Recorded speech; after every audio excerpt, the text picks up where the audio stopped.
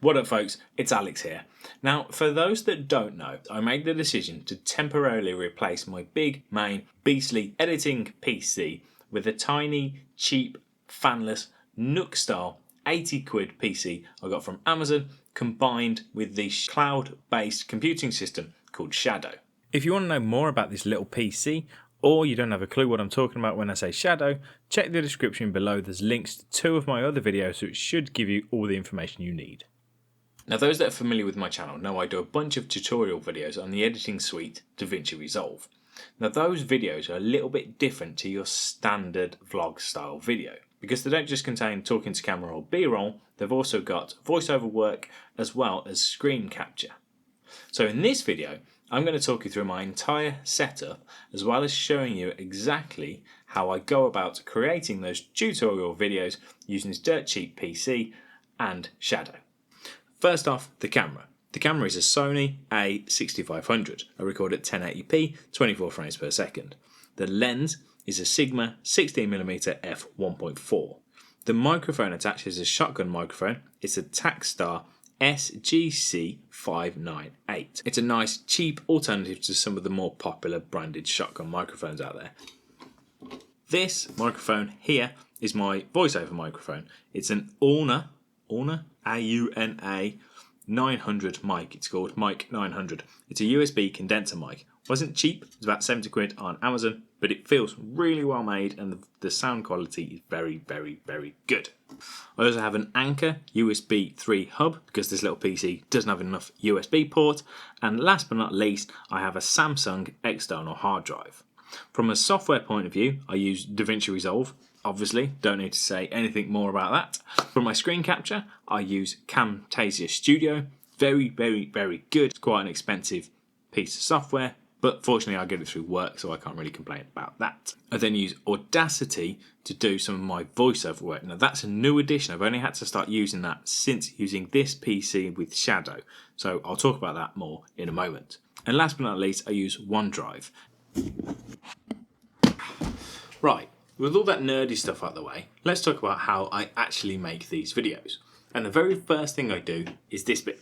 Now the reason I do that at the beginning is because I have to upload these video files to Shadow, and that takes time.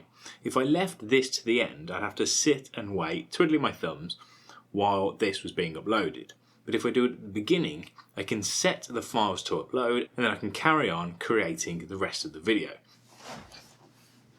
Once I'm done, I take my memory card reader, and I pop that into my USB hub, which is connected to the little PC. Now this is where OneDrive comes in. So I've plugged my memory card directly into the PC, which means I can access my video files directly from there. So as you can see here, I can hop onto the USB drive, browse to the folder which contains my video files, and let's grab a good few gigabytes. 1.4 gig. So I can copy that, shoot straight to my OneDrive folder. I've got a Shadow folder already set up and ready to go with a folder for demo. So I can just paste this in here. And all we're doing here is we're moving the files from the memory card to my external hard drive. So as you can see, it's moving pretty quickly. That's a USB 3 external hard drive, so it won't take very long at all. Now, as soon as we've copied those files to OneDrive, the OneDrive Sync will figure out that those files are there and then they need uploading, and then it'll automatically start uploading them to the cloud. So I can remove my card because they already exist on the external hard drive, and I can just go about my business, carry on, doing what I'm doing all of the time. The PC will be uploading those files to OneDrive, and then I can go and grab them from Shadow.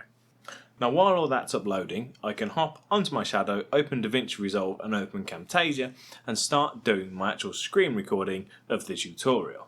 Now this is where I hit my first real stumbling block when trying to deal with this on Shadow, and it comes down to sound quality. Now the audio you're hearing now isn't recorded from my shotgun mic on my camera, unlike the rest of this video.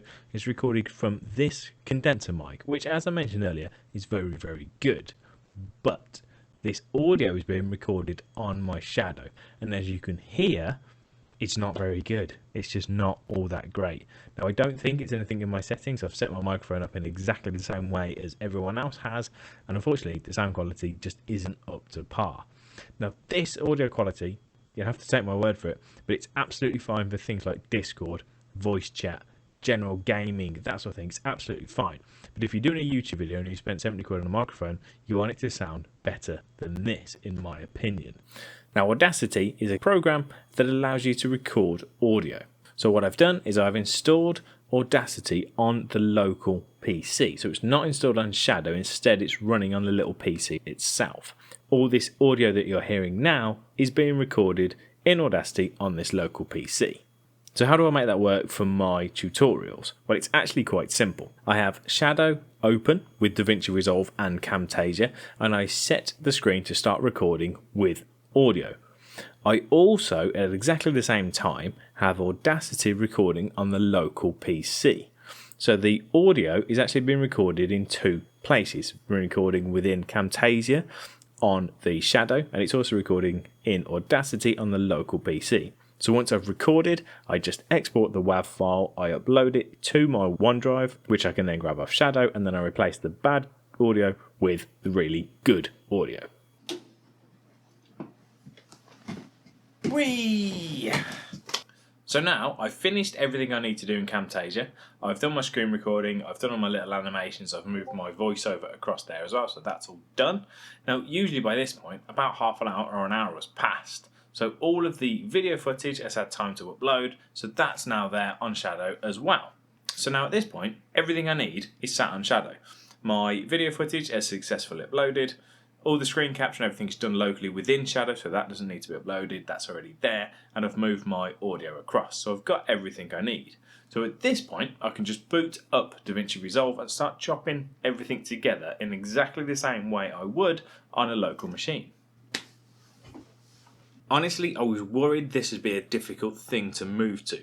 Moving from doing it all locally and conveniently on my PC to running it on this tiny PC with Shadow, but actually it's not that bad. Overall, is it as effective as a big expensive PC? No, the big expensive PC is more convenient. If I've done my videos and I've uploaded them to Shadow and then realised that actually I missed a key piece of information or I just want to reshoot it, it's obviously a pain because I've got to get my camera out, reshoot what I need to shoot and then wait for it to re-upload before I can edit it. If I do it all locally, the process is much quicker. If I want to put a silver lining on that, it means that I just get better at planning my videos. It forces me to put more thought into what I'm going to say beforehand rather than just winging it like I usually do, to be honest with you.